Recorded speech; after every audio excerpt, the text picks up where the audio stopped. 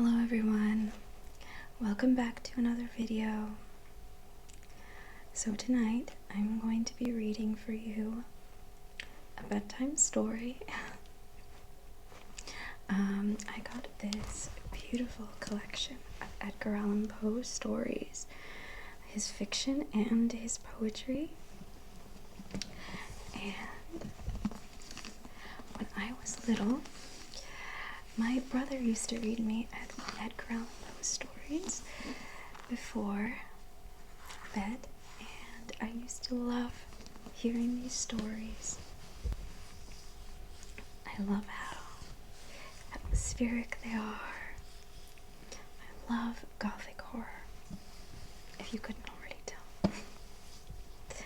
So, I find these so comforting to hear, and I think his works are just absolute masterpieces. So, I am going to be reading for you a story tonight. If you have a particular story that you really love, one of your favorites, let me know in the comments. I can also read that too. I'll be recording a few more of these. I find it so relaxing to fall asleep to the sound of someone reading, so I hope that you also find this too. Okay, so let's get started. Open up the book. The pages are so beautiful. You can see gold on the side. Okay, so I've marked my page here. Let's get started. The Masque of the Red Death. The Red Death had long devastated the country. No pestilence had ever been so fatal or so hideous. Blood was its avatar and its seal, the redness and the horror of blood. There were sharp pains and sudden dizziness, and then profuse bleeding at the pores with dissolution. The scarlet stains upon the body, and especially upon the face of the victim, were the pest ban which shut him out from the aid and from the sympathy of his fellow men. And the whole seizure, progress, and termination of the disease were the incidents of half an hour. But the Prince Prospero was happy and dauntless and sagacious. When his dominions were half depopulated, he summoned to his presence 1,000 hale and light-hearted friends from among the knights and dames of his court, and with these retired to the deep seclusion of one of his castellated abbeys. This was an extensive and magnificent structure, the creation of the prince's own eccentric yet august taste. A strong and lofty wall girdled it in. This wall had gates of iron. The courtiers, having entered, brought furnaces and massy hammers and welded the bolts. They resolved to leave means neither of ingress or egress to the sudden impulses of despair or frenzy from within. The abbey was amply provisioned.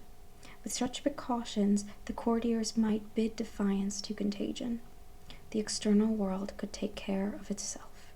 In the meantime, it was folly to grieve or to think. The prince had provided all the appliances of pleasure. There were buffoons, there were improvisatori, there were ballet dancers, there were musicians, there was beauty, there was wine.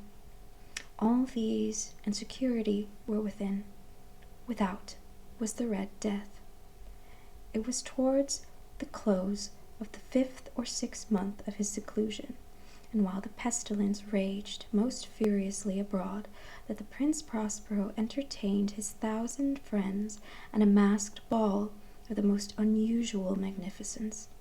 It was a voluptuous scene, that masquerade. But first let me tell of the rooms in which it was held. There were 7, an imperial suite. In many palaces, however, such suites form a long and straight vista, while the folding doors slide back nearly to the walls on either hand, so that the view of the whole extent is scarcely impeded.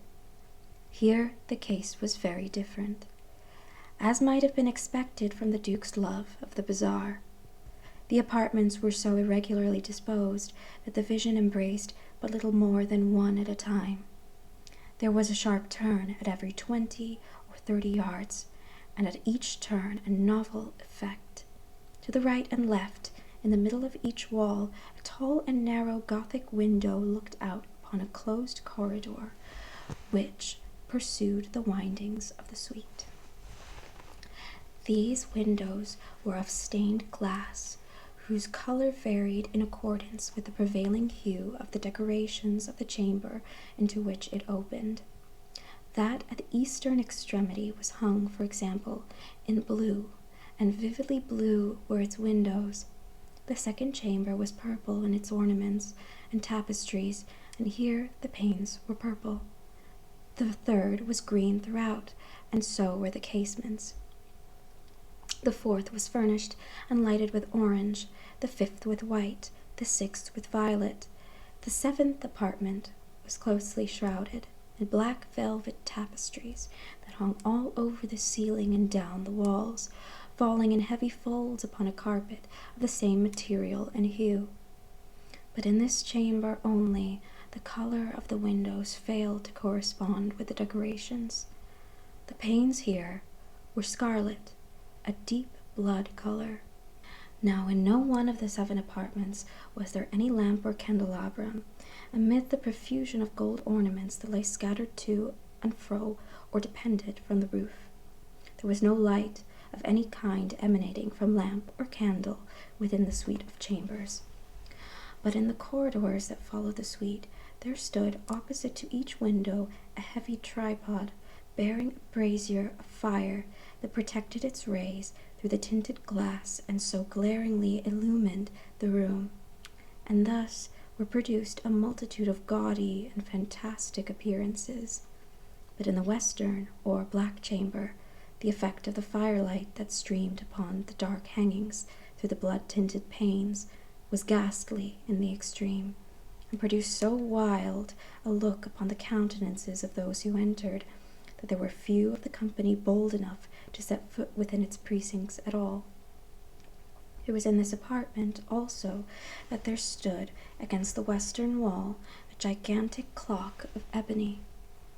Its pendulum swung to and fro with a dull, heavy, monotonous clang, and when the minute hand made the circuit of the face, and the hour was to be stricken, there came from the brazen lungs of the clock a sound which was clear and loud and deep and exceedingly musical, but of so peculiar a note and emphasis that at each lapse of an hour the musicians of the orchestra were constrained to pause momentarily in their performance, to hearken to the sound, and thus the waltzers perforce ceased their evolutions, and there was a brief disconcert of the whole gay company.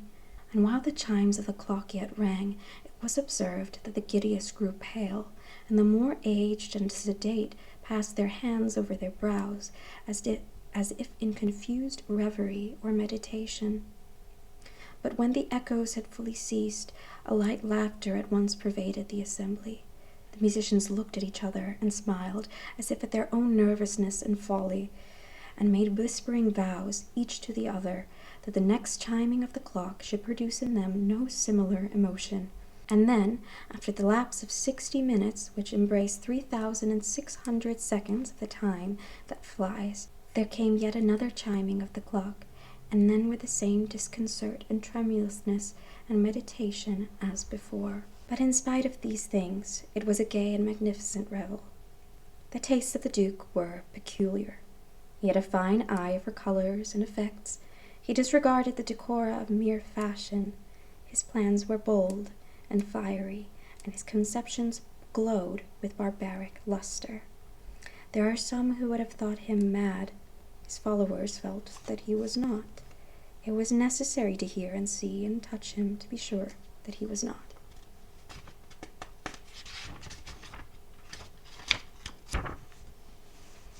He had directed, in great part, the movable embellishments of the 7 chambers upon occasion of this great fete, and it was his own guiding taste which had given character to the masqueraders. Be sure, they were grotesque.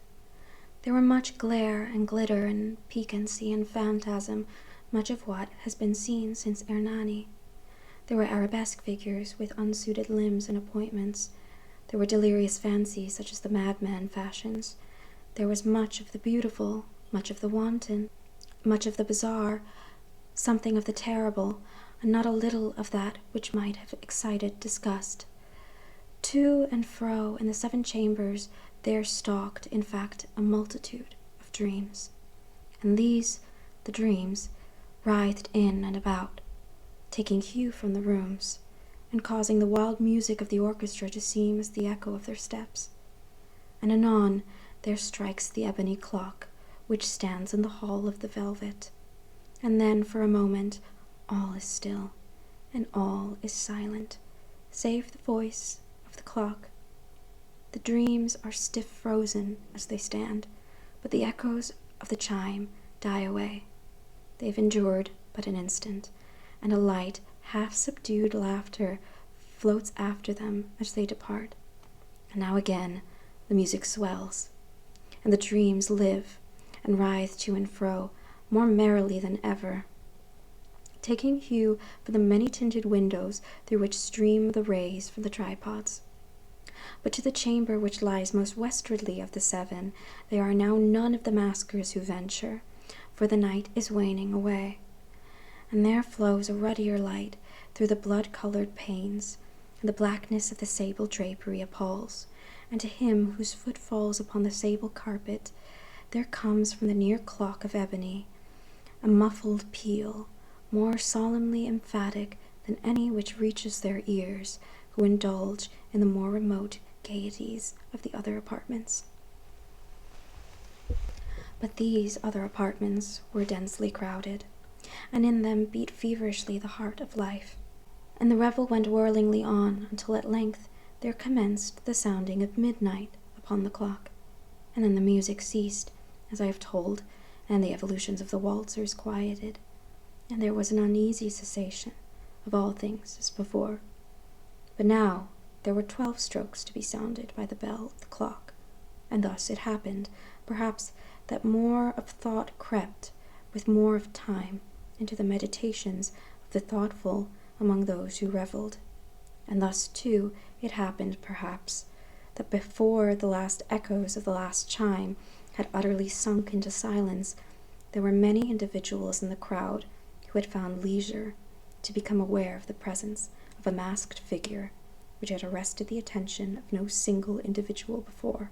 And the rumor of this new presence having spread itself whisperingly around, there arose at length from the whole company a buzz or murmur expressive of disapprobation and surprise, then, finally, of terror, of horror, and of disgust.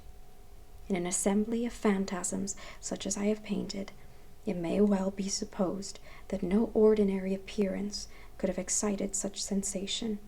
In truth, the masquerade license of the night was nearly unlimited, but the figure in question had out-Heroded Herod, and gone beyond the bounds of even the prince's indefinite decorum. There are chords in the hearts of the most reckless which cannot be touched without emotion, even with the utterly lost, to whom life and death are equally jests. There are matters of which no jest can be made. The whole company, indeed, seemed now deeply to feel that in the costume and bearing of the stranger neither wit nor propriety existed. The figure was tall and gaunt, and shrouded from head to foot in the habiliments of the grave. The mask which concealed the visage was made so nearly to resemble the countenance of a stiffened corpse that the closest scrutiny must have had difficulty in detecting the cheat.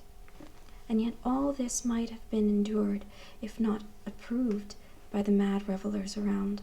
But the mummer had gone so far as to assume the type of the Red Death. His vesture was dabbled in blood, and his broad brow, with all the features of the face, was besprinkled with the scarlet horror.